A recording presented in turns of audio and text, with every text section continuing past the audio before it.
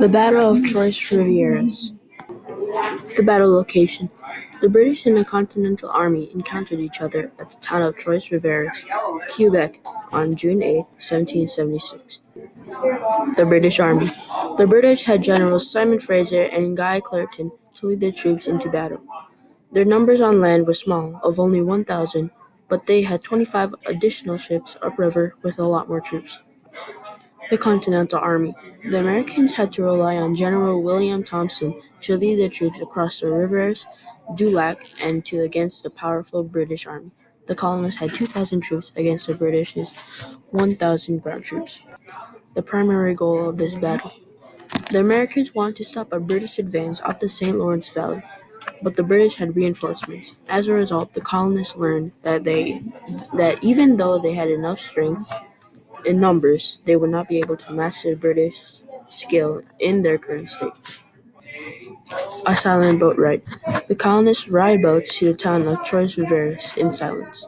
The colonists saw a British camp a little bit farther away from the town of Trois-Rivieres, and they decided to rush it.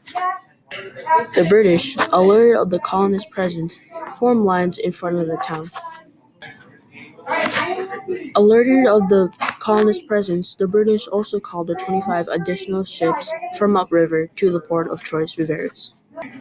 The colonists fired the first shots at the British and the fighting began, but the colonists were losing numbers.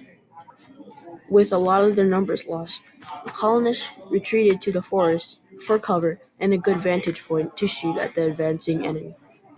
General Clerton and his men from the ships engaged on the colonists. Catching up to the Americans, the British take them down and captured 236 of them, including General Thompson and 17 of his officers, and the battle ended with a British victory. After the defeat at the Battle of Trois-Rivieres, the colonists had lost about 300 soldiers to death or being taken prisoner, while the British had lost about 10 to death.